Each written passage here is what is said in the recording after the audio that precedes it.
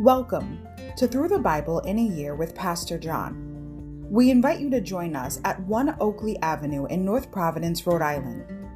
This podcast is presented to you by The Way Ministries, supported by listeners like you.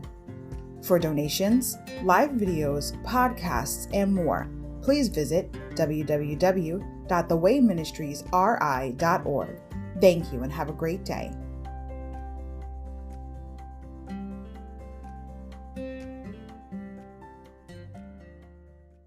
Hi everybody, welcome to Through the Bible in a Year with Pastor John. Glad you could join me today to get a portion of God's Word.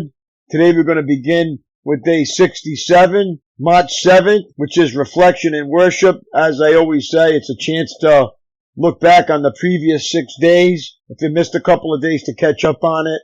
And like I always say, don't beat yourself up. Just keep moving forward with the Lord and watch Him bless your life and come through. Okay, we're going to start. Leading the way. Be careful. If you think you are leading people, they may be chasing you. Look back. Last month we read about Moses' leadership of God's people. Now we've just finished the book of Joshua, in which God calls Joshua to fill Moses' sandals. Leadership transitions are never easy. Anytime a leader of Moses' stature and longevity passes from the scene, there is good reason for the followers to wonder how the new leader will compare with his predecessor. Will he be kind or cruel? Will he walk in the footsteps of the one before him?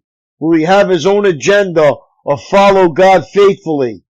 What ultimately allowed a smooth transition from Moses to Joshua was the nation's realization that their true leader had never changed. The Lord had led Israel through Moses, his servant, and now the Lord would lead Israel through his servant Joshua. So continued the pattern of servant leadership the nation had known for 40 years. After a fitting farewell for Moses, Joshua led the nation on a memorable crossing of the flood-swollen Jordan River and began a 7-year campaign to conquer and drive out the inhabitants of the Promised Land. Out of a total of 31 battles, Joshua would lose only one. Can you name it? A temporary setback quickly corrected. Look up. In children's games, anyone can be a leader. For instance, in a game like Follow the Leader, everyone takes a turn. But what about leadership in the household of faith? Who are the leaders? Are the leaders made or born? How do you know when you have the qualifications for leadership? Regardless of your present role of leadership or fellowship in the family of God, it is a worthy ambition to obtain more leadership responsibilities. 1 Timothy 3:1.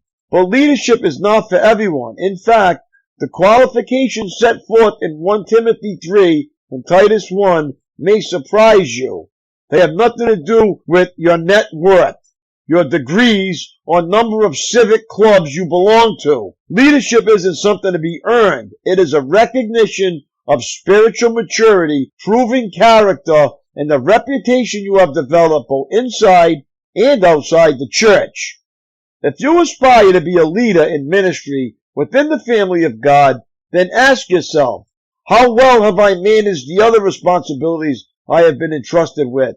Have I managed well my physical body, my mind, my family, my resources, my tongue, my reputation? Am I hospitable, teachable, mature, worthy of respect, self-controlled, honest in all my dealings, worthy of respect? If the answer to these questions is yes, then an expanded leadership role may be appropriate for you. Look ahead. Regardless of whether an enlarged leadership responsibility may be in your future, the attitude of a servant leader ought to be your ambition. Listen to this exhortation from the Apostle Peter. Care for the flock that God has entrusted to you. Watch over it willingly, not grudgingly, not for what you will get out of it, but because you are eager to serve God. Don't lord it over the people assigned to your care, but lead them by your own good example. And all of you serve each other in humility. 1 Peter 5:2-5, emphasis added.